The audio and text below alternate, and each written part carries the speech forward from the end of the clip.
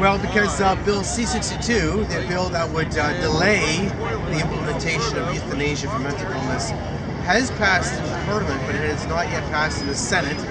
As much as we welcome Bill C-62 because it delays until 2027 the implementation of euthanasia for mental illness alone, and that's the point, mental illness alone, the fact is that it's not good enough. The concept of mental illness alone being a reason for killing someone by euthanasia, as we say in Canada, made, is absolutely absurd, and to me, it should never even be considered. Well, to me, it was great to see a number of different organizations working together. Yes. Sometimes difficult, just because of the location where Parliament is. You had an interview this first. You had a media statement. Yeah. Could you touch upon that? Right, at the press conference this morning, we had three speakers, including myself. We had Leah Malusis speaking about her own personal experience as a lawyer, but also her personal experience with depression and suicidal ideation. And we had Dr.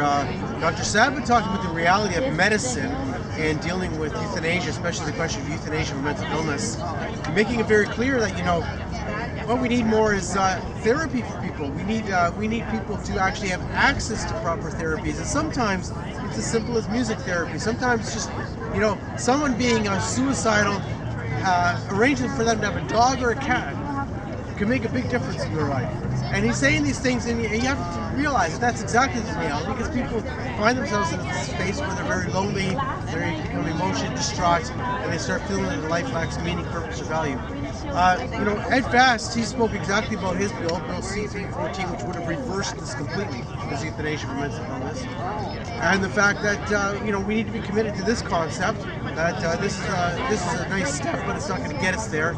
But he also talked about where Canada's gone, and he said, he was talking about the fact that now we have Canadians who are living in poverty, people who are, homeless, and that these people are also being approved for euthanasia, and that this has become far more than we ever expected. In fact, he made it very clear that when they were debating euthanasia in 2016, when we legalized in 2016, part of it was saying then, this would be an exceptional case. It would only be for exceptional circumstances. And of course, it's been normalized since. So, the fact of it is that this is far from exceptional, and we need to reverse this trend very much so. But of course, as you know and I know, that's going to take a different government. The government of the man with the nice hair is not exactly on our side on these things.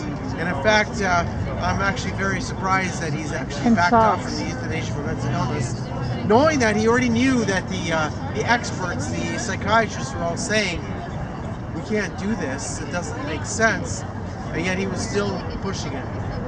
One other thing I want to say, we're in a crisis in Canada if you think about this with euthanasia.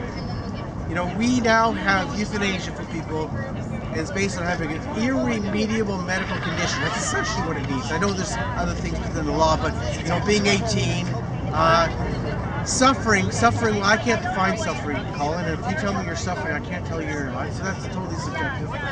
But having an irremediable medical condition, which is exactly what it's come down to now, means that we're killing people with disabilities and chronic conditions, and they all qualify. Well, considering what's going on, what's happening in Canada, our social crisis, our economic crisis, our crisis of abandonment within the culture, this is a very concerning thing, because euthanasia in this situation will only go up unless we can reverse this.